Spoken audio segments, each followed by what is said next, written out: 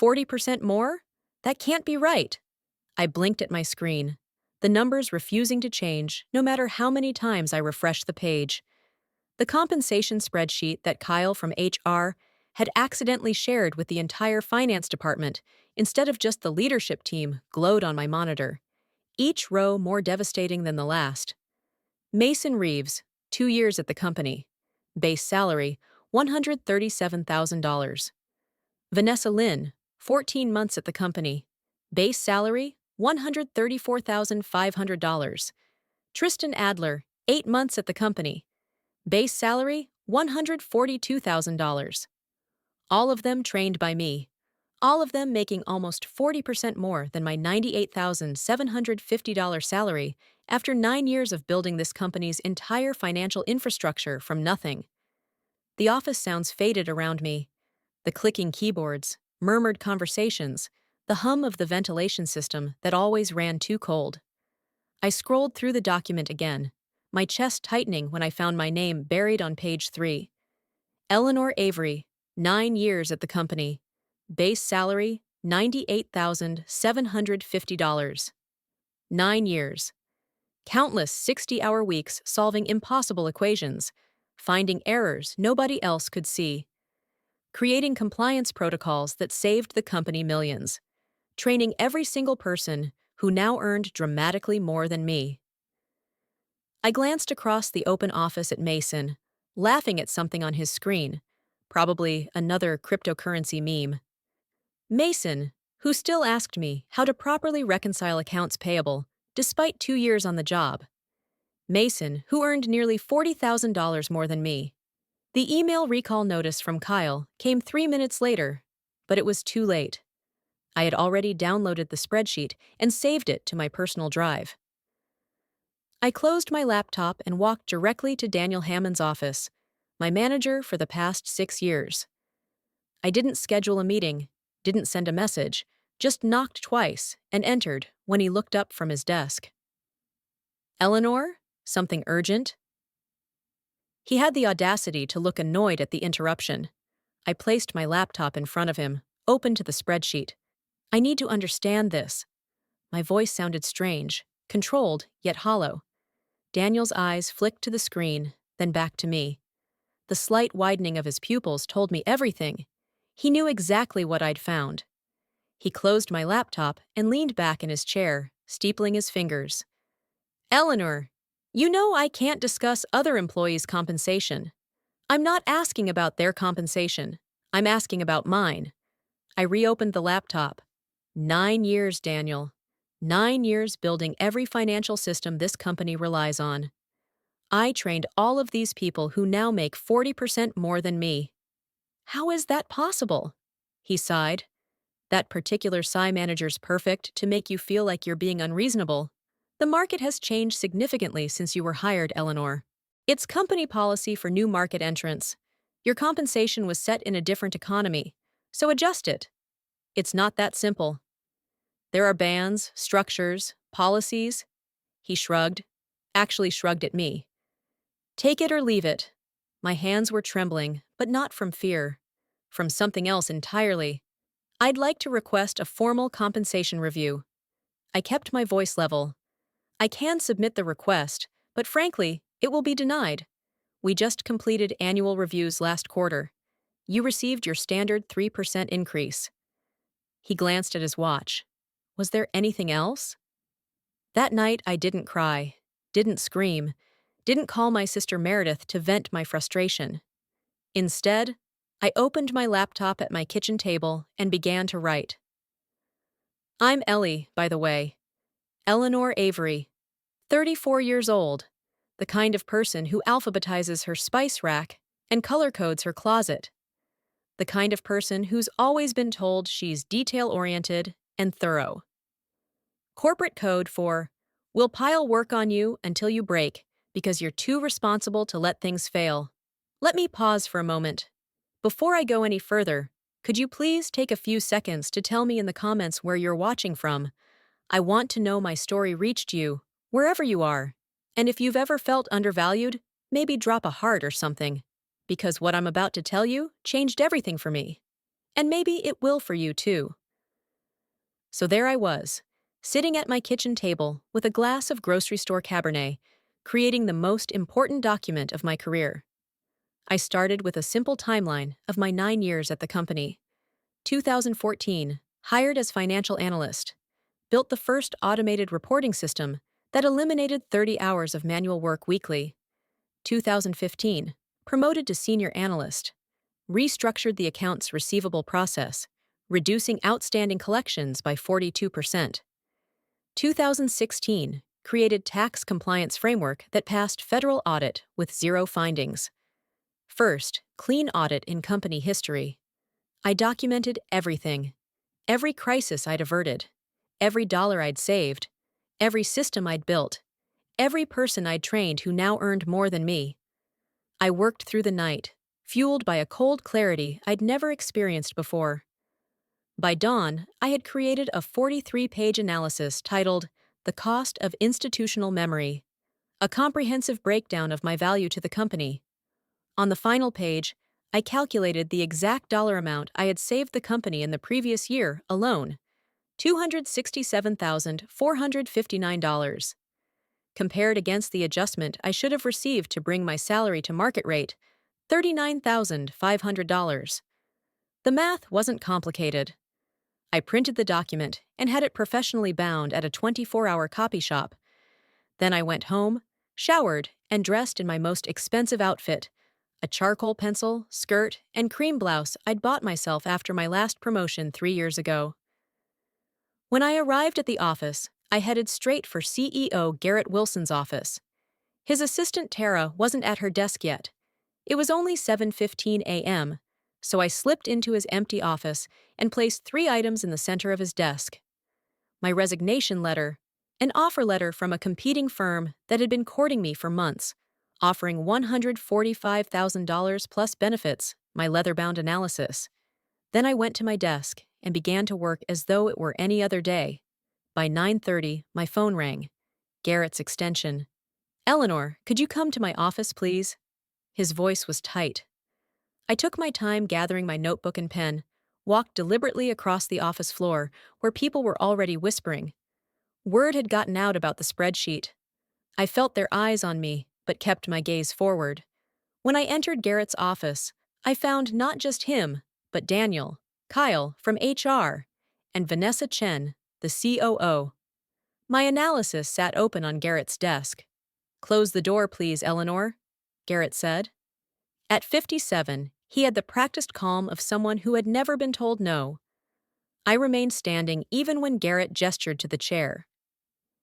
"We've reviewed your document," he began, tapping the leather cover. "I have to say, it's quite thorough. Thank you." I kept my voice neutral. "There seems to be a misunderstanding about compensation that we should address." Kyle, from HR, interjected, sweating slightly at his hairline. "No misunderstanding," I replied. "I've worked here 9 years. I've trained 5 people who now earn significantly more than me. When I raised the issue, I was told it was company policy. I'm simply making a business decision based on the information provided." Daniel shifted uncomfortably. "Eleanor, if you had given us time to review your request, I did." For 9 years, I turned to face Garrett directly. The final section of my analysis includes a comprehensive knowledge transfer plan. Every process, contact, workaround, and system vulnerability that exists exclusively in my head, organized by department impact. You'll find it quite detailed. Vanessa Chen, who had remained silent, finally spoke. "You've clearly put significant thought into this, Eleanor." "I have. What would it take for you to reconsider your resignation?" Garrett asked, leaning forward. I had anticipated this question. My market value is clearly established by both your own compensation structure and my competing offer. But this isn't just about money. It's about 9 years of being undervalued despite demonstrable contributions to this company's success. I paused, letting the silence grow uncomfortable. I'd need my salary adjusted to $150,000, retroactive compensation for the past year's disparity as a bonus, and a formal review of compensation practices across the company to address similar inequities. Kyle actually gasped. Daniel looked at his shoes. Garrett studied me for a long moment. You realize what you're asking is highly unusual. So is building your entire financial infrastructure and training my own replacements at a 40% discount for 9 years. The clock on Garrett's wall ticked loudly in the silence that followed. Outside the glass walls of his office, I could see people pretending not to watch. Finally, Garrett nodded. Give us 24 hours to prepare a formal response. I collected my notebook. My resignation is effective in 2 weeks. The knowledge transfer plan I've outlined requires 60 days minimum. You have 24 hours to decide whether that gap is worth addressing. As I turned to leave, Vanessa spoke again. Eleanor, just out of curiosity, who made you the competing offer? I paused at the door. Horizon Financial Solutions. They're led by Catherine Walsh. I let that hang in the air. Catherine Walsh, who had famously left this very company 5 years ago after experiencing the same treatment I had. Catherine Walsh, who had since built a competitor that had been stealing our clients for the past 2 years. The look on their faces told me they finally understood what they were about to lose. I walked back to my desk, heart pounding but steps steady. I could feel the shift in power vibrating through the air around me. For the first time in 9 years, I wasn't just Eleanor, the reliable financial architect. I was Eleanor, the force to be reckoned with. And they knew it. As I sat down at my desk, my phone lit up with a text from Catherine. Did you do it? I typed back a single word. Yes. Her reply came instantly. Their loss? Our gain? Dinner tonight to celebrate? I smiled as I set my phone down. The real victory wasn't just standing up for myself after 9 years of undervaluation. It was what was coming next. Because the secret I hadn't included in my analysis was the most valuable of all. I set my phone down and looked around the office that had been my second home for nearly a decade.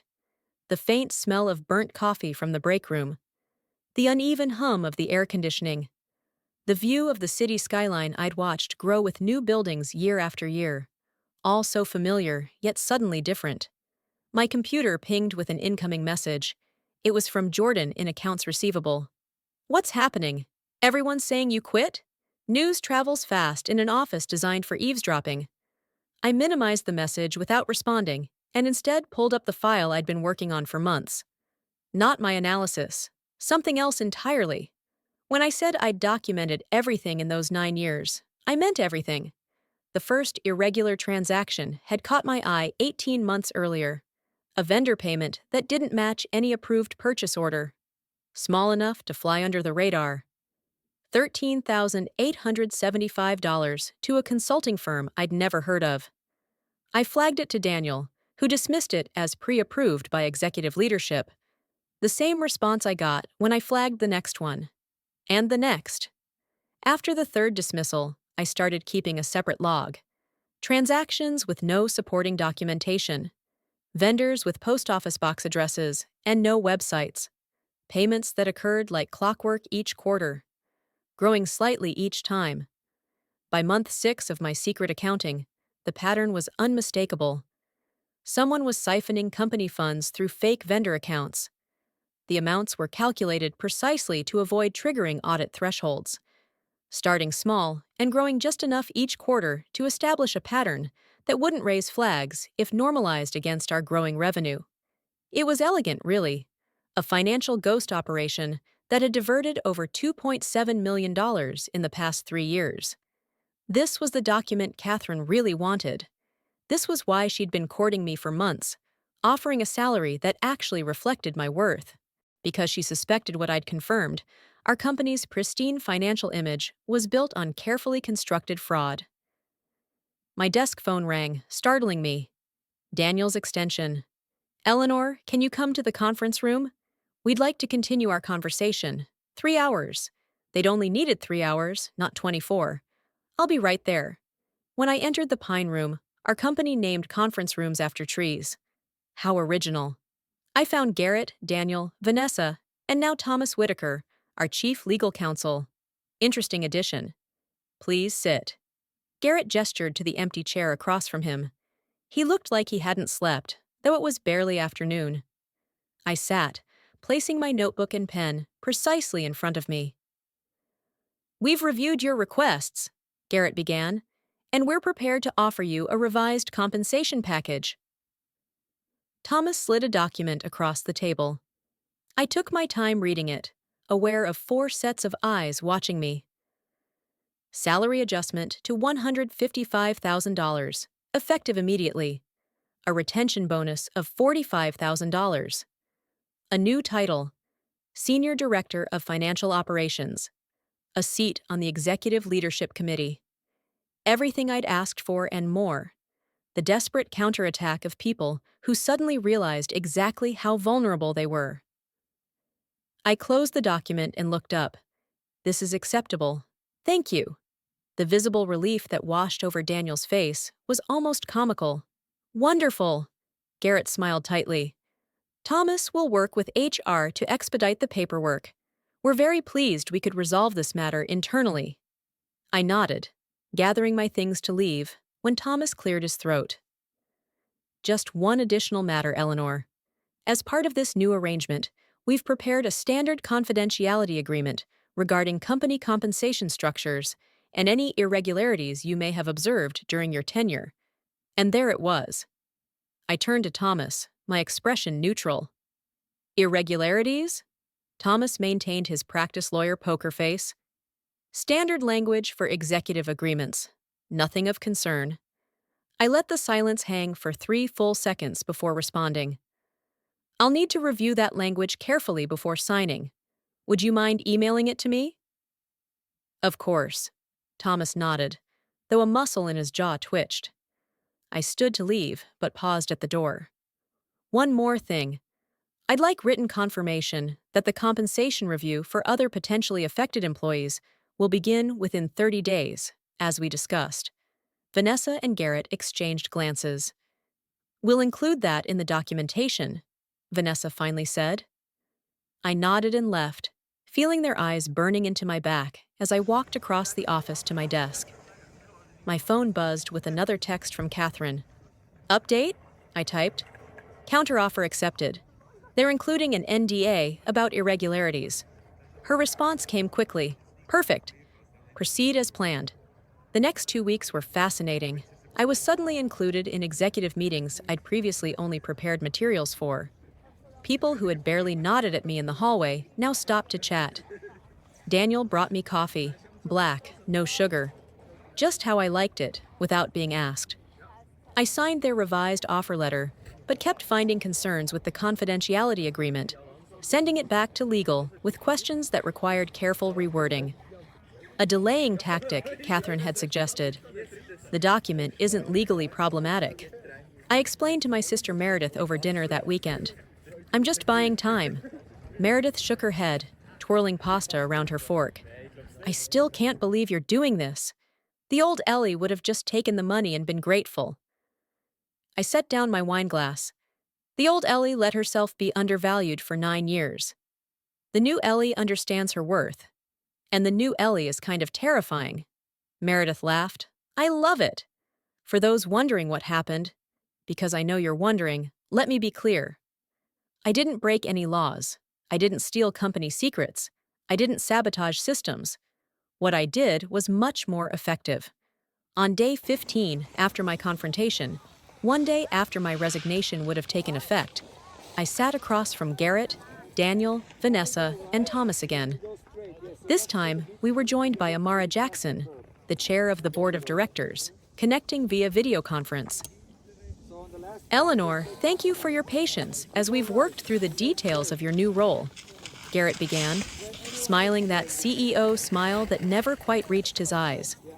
"Before we finalize everything, there's something I need to share with all of you," I said, pulling a slim folder from my bag. "We've already approved your requests," Daniel interjected quickly. "This isn't about my compensation."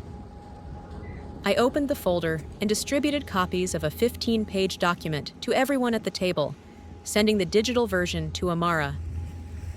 "This is about the $2.7 million that's been systematically diverted from the company through fake vendor accounts over the past 3 years." The room went completely silent.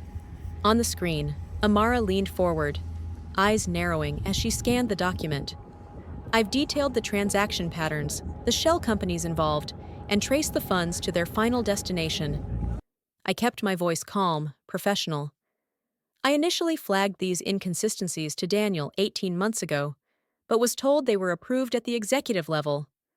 All eyes turned to Daniel, whose face had gone ashen. There must be some mistake, he stammered. No mistake, I continued. I verified every transaction. The pattern became clear after tracking the first dozen payments. What wasn't clear was who was behind it. I turned to page 12 of my report. The money was carefully dispersed across 7 different LLC entities, all of which trace back to a holding company called Pinewood Ventures. I paused. A holding company registered to Thomas Whitaker's brother-in-law.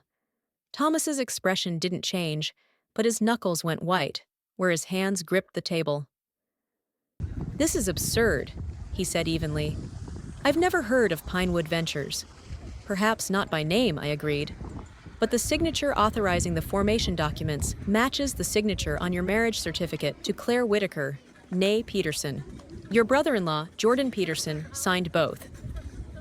On the screen, Amara's voice cut through the tension. Ms. Avery, these are extremely serious allegations. Why bring this to us, rather than the authorities?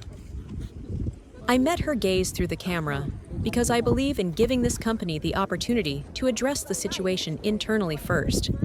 The fraud has been sophisticated but contained. It appears to involve only a small number of individuals, not systemic corruption.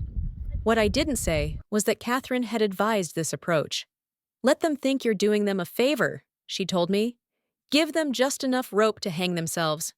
I'll need to call in our outside counsel, Amara said, already reaching for her phone. Thomas stood abruptly. This meeting is over until legal representation for all parties is present. Sit down, Thomas, Garrett said quietly, his eyes never leaving the documents in front of him.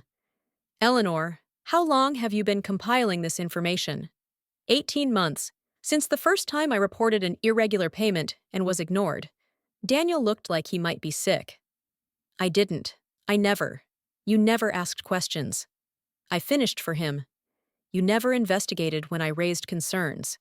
You trusted the wrong people and dismissed the right ones.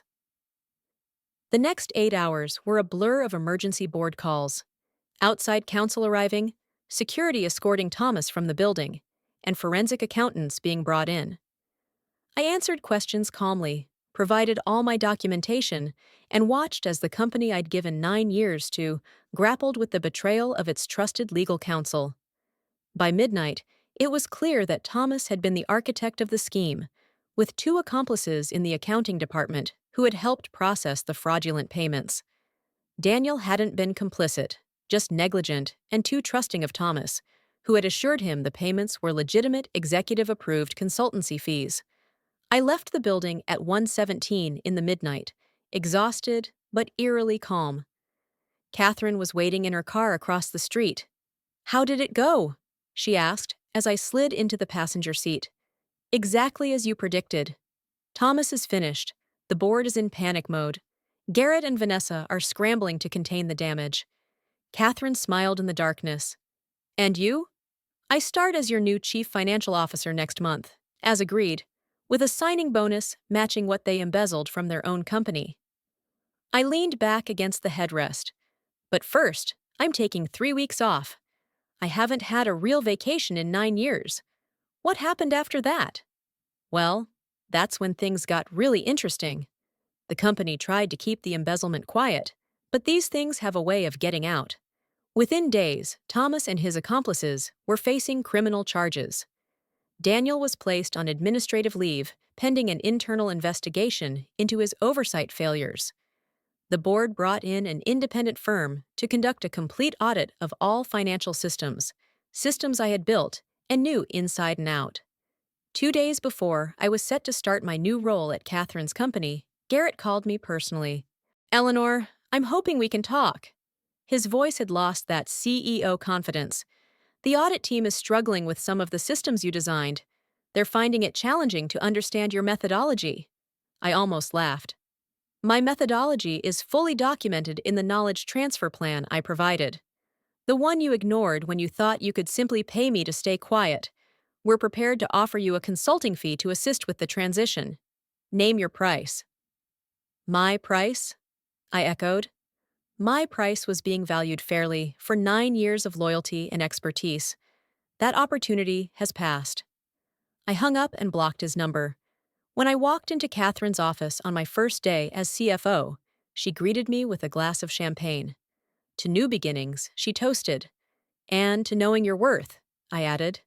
Within 6 months, we had secured 3 major clients who had left my former company due to concerns about their financial controls.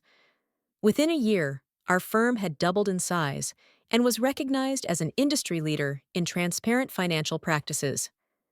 I implemented a company-wide transparent compensation structure that ensured equal pay for equal work, regardless of when someone was hired. Every quarter, I personally reviewed salary data to identify and correct any emerging disparities. As for my former employer, they survived, but never fully recovered from the scandal. Garrett was eventually removed by the board. Vanessa left for a position at a smaller firm. Daniel was demarcated to a non-management role after the investigation concluded he had been negligent but not criminal. The company was acquired 2 years later at a fraction of its previous valuation. Sometimes I wonder if things would have been different had they simply valued me properly from the beginning. If Daniel had investigated when I first raised concerns about irregular payments. If Garrett had built a culture of transparency rather than secrecy. But I don't wonder for long. Because the truth is, I'm exactly where I'm supposed to be. So if you're watching this and feeling undervalued, overlooked, or taken for granted, whether at work, in a relationship, or anywhere else in your life, remember my story. Remember that knowing your worth isn't selfish. It's necessary. Your institutional knowledge, your dedication, your skills, they all have value. Real, tangible value. And sometimes, you have to be the one to calculate that value and present the bill. If this story resonated with you, please hit that like button and subscribe. Share in the comments if you've ever had to stand up for your worth. I read every comment and would love to hear your experiences. And if you know someone who needs to hear this message, share this video with them. Because in the end, the most powerful thing you can do isn't seeking revenge. It's recognizing your true value and refusing to accept anything less.